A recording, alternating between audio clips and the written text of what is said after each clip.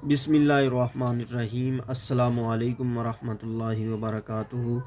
दोस्तों, आज की इस वीडियो में हम क्लोबीवेट क्रीम का रिव्यू करेंगे। तो फ्रेंड्स, इस वक्त स्क्रीन पर आप क्लोबीवेट क्रीम देख रहे हैं। तकरीबन तमाम ख़वातीन इस क्रीम से वाकिफ़ होंगी, क्योंकि ख़वातीन एक तो इसे नाइट क्रीम में मिक्स करके इस्तेमाल करती हैं। ब्यूटी पार्लर वाली जो ख़वातीन हैं वो इसे नाइट क्रीम में मिक्स करके दूसरी औरतों को देती हैं, ताकि उनका रंग जो है रातों रात गोरा हो जाए। तो फ्रेंड्स, इस बारे में हम वीडियो के एंड में बात करेंगे कि इससे कौन से नुकसानात हो सकते हैं। आज की इस वीडियो में हम देखेंगे कि क्लोबीवेट क्रीम में कौन सा एक्टिव इंग्रेडिएंट है और इसका असल यूज़ क्या है। क्या इसे वाइटनिंग के लिए इस्तेमाल करना चाहिए या फिर इसे स्किन के दूसरे मसलों के लिए इस्तेमाल करना चाहिए। इसके अलावा इसे इस्तेमाल कैसे करना है, कितने टाइम तक इस्तेमाल करना है और इसके साइड इफ़ेक्ट्स क्या हैं अगर आप इसे ज़्यादा अरसे तक इस्तेमाल करते हैं, और कौन से पेशेंट इसे इस्तेमाल ना करें। इन सब बातों के बारे में आज की इस वीडियो में हम डिस्कस करेंगे। मैं हूं आपका फार्मासिस्ट मोहम्मद इमरान। अगर वीडियो देखते हुए आपके माइंड में कोई भी क्वेश्चन आए तो आप कमेंट सेक्शन में पूछ सकते हैं। इंशाल्लाह आपके कमेंट का जवाब ज़रूर दिया जाएगा। तो सबसे पहले बात करते हैं क्लोबीवेट क्रीम में मौजूद एक्टिव इंग्रेडिएंट की। तो इसमें क्लोबीटासोल प्रोपायोनेट पाया जाता है। ये एक पोटेंट स्टीरॉयड है। ये बात माइंड में रख लें कि ये एक पोटेंट स्टीरॉयड है, यानी कि सख्त किस्म का स्टीरॉयड है। और यूजेस की बात की जाए तो इसे स्किन पर उस वक्त इस्तेमाल करवाया जाता है जब स्किन पर प्रूराइटस यानी कि ख़ारिश भी हो और इन्फ्लामेशन यानी सूजन भी हो।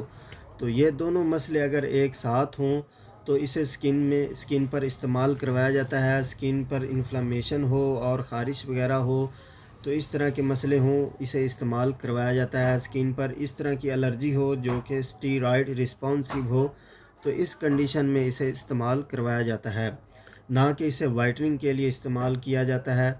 अगर आप इसे वाइटनिंग के लिए नाइट क्रीम में मिक्स करके इस्तेमाल करते हैं तो इससे मसला ये बनता है कि आपकी जो चेहरे की स्किन है, चेहरे की जो स्किन है वो पतली हो जाती है।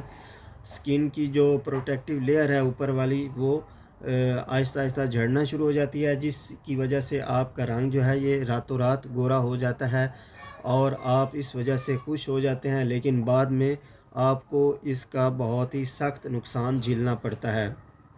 तो इसलिए कभी भी ऐसी क्रीमें इस्तेमाल ना करें जो कि रातों रात आपका रंग गोरा कर देती हैं। और ये बात याद रखें कि ऐसी तमाम क्रीमों में स्टीरॉइड्स मौजूद होते हैं और पोटेंट किस्म के स्टीरॉइड होते हैं, जो कि आपको लगाने से बाद में अगर आपसे रियल ज़रूरत के लिए आपको अगर वाकई इसकी ज़रूरत पड़े, आपको स्किन पर इन्फ्लेमेशन हो जाए, तो उन पोटेंट स्टीरॉइड का कोई असर नहीं होता, आपको इस्तेमाल करने का कोई फ़ायदा नहीं होता। तो इसलिए अगर आपको इस क्लोबीवेट या इस तरह की कोई भी दूसरी क्रीम इस्तेमाल करनी है तो पहले आप अपने डॉक्टर या फार्मासिस्ट के मशवरे से इस्तेमाल करें, ताकि आपको पता चल सके कि आपको रियल इसकी ज़रूरत है या फिर आपको किसी और दूसरी क्रीम की, या आपका मसला किसी दूसरी क्रीम से हल हो सकता है। तो ये था इसका यूज़। अब बात करते हैं इसकी डोज़ और तरीका इस्तेमाल की। तो जहाँ पर मसला हो, आपने इसकी एक पतली सी लेयर जो है ये दिन में 2 मरतबा लगानी है और इसे आपने मुसलसल 4 वीक्स तक इस्तेमाल करना है। 4 वीक्स तक इस्तेमाल करने के बाद अगर आपको इससे कोई फ़र्क ना पड़ रहा हो तो आपने इसका इस्तेमाल रोक देना है और अपने डॉक्टर या फार्मासिस्ट से मशवरा करना है। लेकिन अगर फ़र्क पड़ जाता है तो आपने इसके इस्तेमाल की जो फ्रीक्वेंसी है वो कम कर देनी है, या फिर आपने लेस पोटेंट स्टीरॉयड जो है वो इस्तेमाल करना है। ये थी इसकी डोज़ और तरीका इस्तेमाल। अब बात करते हैं इसके साइड इफ़ेक्ट्स की, मतलब इसके इस्तेमाल से कौन कौन से नुकसानात हो सकते हैं।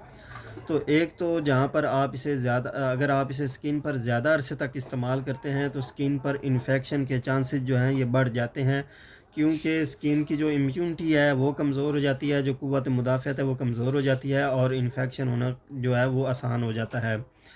इसके अलावा स्किन जो है वो वहाँ से पतली होना शुरू हो जाती है। तो ज़्यादातर इसका यही साइड इफ़ेक्ट देखा गया है अगर आप इसे ज़्यादा अरसे तक इस्तेमाल करते हैं। अब बात करते हैं वो कौन से लोग हैं जो क्लोबीवेट क्रीम को इस्तेमाल नहीं कर सकते।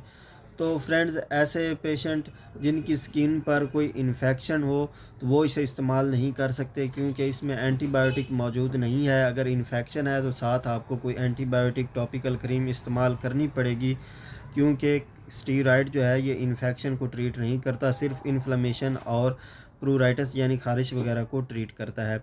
इसके अलावा अगर एक्नी वगैरह का मसला है तो इसे ट्रीट करने के लिए आप इसे इस्तेमाल नहीं कर सकते। इसके अलावा ख़ारिश को सिंपली अगर ख़ारिश है, इन्फ्लेमेशन, सूजन वगैरह नहीं है तो फिर भी इसे इस्तेमाल नहीं किया जा सकता। तो 1 साल से कम उम्र के बच्चों में भी इसे इस्तेमाल नहीं किया जा सकता। तो ये हैं इसकी कंट्राइंडिकेशंस, मतलब इन पेशेंट में इसे इस्तेमाल नहीं किया जा सकता। तो फ्रेंड्स उम्मीद है आपको वीडियो अच्छी लगी होगी। वीडियो अच्छी लगी हो तो इसे लाइक और शेयर ज़रूर कर दें, और हो सकता है कि आपके माइंड में कोई ना कोई क्वेश्चन आया हो, वो भी आप कमेंट सेक्शन में पूछ सकते हैं। आपके कमेंट का जवाब ज़रूर दिया जाएगा। अपनी दुआओं में याद रखिएगा। अगली वीडियो आने तक अल्लाह हाफिज़।